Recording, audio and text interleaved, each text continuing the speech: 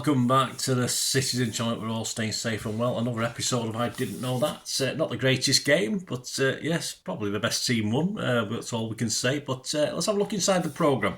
Some good stuff. We'll check out some of the facts and oddities, stuff you might have remembered or never known or forgot, like me with my old brain.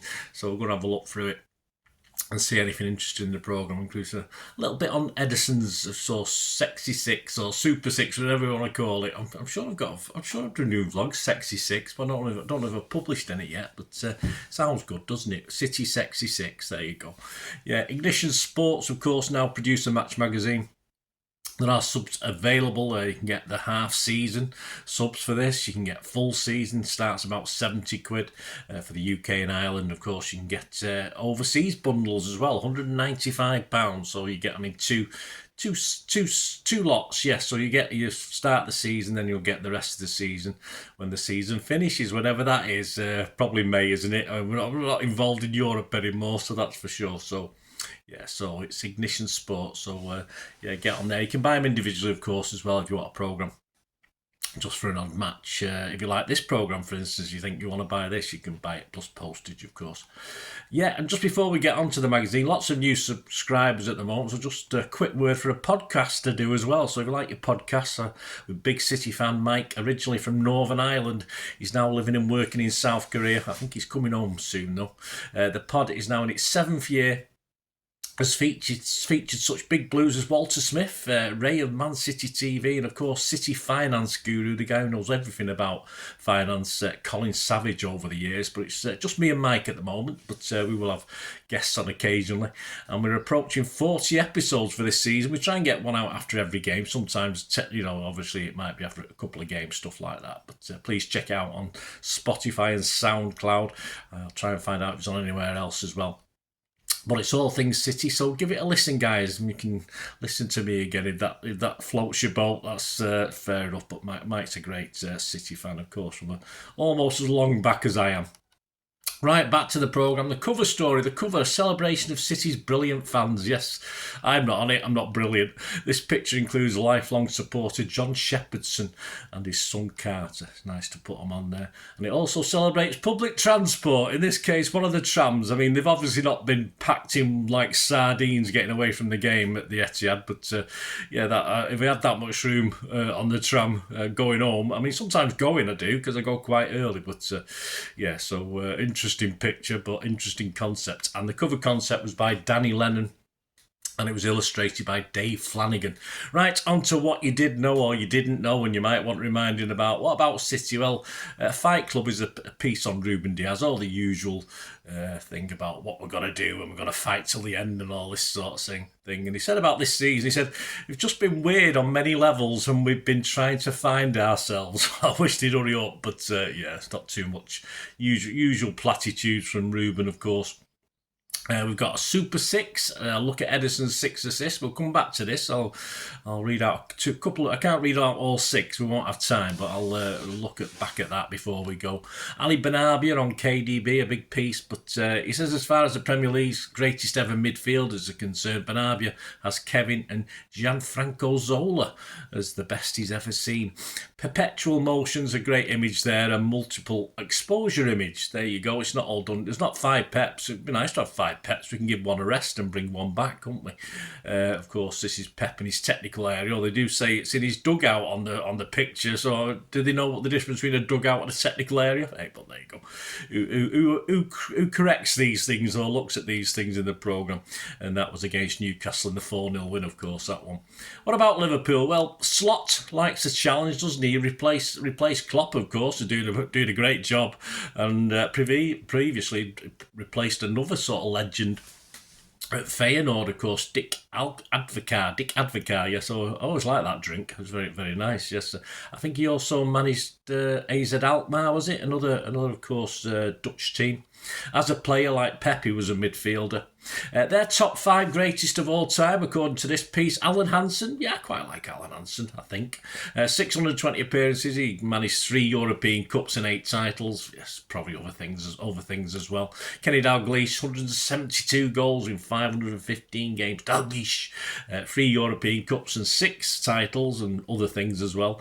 Graham Souness, 354 appearances, 3 European Cups between 1978 and 84. Yeah, he sort of quite stuck up for City, I think. I don't know if he still does, when he's in commentating. I used to like what he has to say. I've not seen him for a while. Ian Rush, of course, 346 goals from 660 appearances. He's, of course, their all-time leading scorer. And someone called, there we go, and Steven Gerrard. Yeah, he slipped on his arse. That's all I want to say about him. Anyway, about City and Liverpool, Gary James's one moment in time is, of course, that famous goal line clearance of John Stones in January 2019, which was so important. Would have put us a goal behind, of course. It was the 18th minute. A Mane's shot had hit the post. Stones had tried to clear, but it then hit Ederson and looped back towards a goal. And of course, he cleared the ball with 11 millimetres away from crossing the line. So I've never seen one as tight as that in all the time I've been watching this goal line technology stuff. There might have been others, but that's one of the best. Certainly in such a crucial game, of course, we went on to win it 2-1, which narrowed the gap to Liverpool from 7 points to 4 points. And of course, the rest is history as we clawed it back to win by 1 point. No such things this season, but these things, that's life, that's football. Man of the match, Alistair Mann, of course, takes us back to the 5th of May 1996. He takes me back dragging and screaming to that game. I was on the Kippax that day at Main Road against Liverpool, a time when, of course, we didn't have all the internet, we didn't have all smartphones, etc. So we had to listen to portable radios to get the scores from other games. And, of course, it was very important that we have a positive result against Liverpool. A draw might have been good enough if, I think it was Southampton at the time, had also lost their game. But, of course, a win would be a positive for us. We needed a win, really, just to be sure we would be safe. But 2-0 down at half-time, it didn't look too good. But then we all of a sudden flew out of the traps in the second half. At the time, I remember talking to people and saying Liverpool didn't even want to win or lose. They just didn't mind. It's as though they were saying, "Come on, City, score a goal," and we just did it. It just didn't do it. It's sort of the most meek Liverpool display I've ever seen in my life, going to Main Road, which you can imagine we got hammered most of the time. But 2 goals in 7 minutes in the second 45, said Gary, and we were level. City battered Liverpool for a winner, of course, but then some clown relayed. I don't know who it was. Niall Quinn obviously got the information that to try and get the guys to G up. But in the stands, we knew a draw wasn't any good. So while all of a sudden the players started knocking it about from side to side, thinking a draw was enough, I have no idea. I still have no idea to this day because we had guys with radios near us and we just knew it wasn't good enough. We knew Southampton were doing the business and we needed to win the game. But anyway, that message had got down. By the time we got the message back, Niall Quinn probably helped. It was too late then for us to actually score that all-important third goal. And of course, the rest is history. We went down. There you go. And back to that Super Six. Look at Ederson's 6 assists. I'll see how many I can do in this time. I've only been going about 8 or 9 minutes. Let's have a look. Ederson became the first goalkeeper to provide 6 assists in the Premier League era and the first to come up with 3 in a season when he set up Omar Mamouche's opening goal at the weekend. Here we look back at all 6 remarkable passes that make up that record. The first one, yes, I was probably at most of these, I think offhand. Huddersfield Town, 19th of August 2018. What a day. We won 6-1 that day. City fans had already witnessed the passing ability, which marked out their Brazil international as far more than just any old goalkeeper. But he took his game to a new level by creating the first goal for the club in the opening game of the 18-19 season, the first time a City keeper registered an assist in the Premier League. With the game goalless, the Gloveman picked out Sergio... Gloveman? That's an unusual word. I've never heard him called the Gloveman before. Picked out Sergio Aguero's run with a pinpoint pass from a goal kick.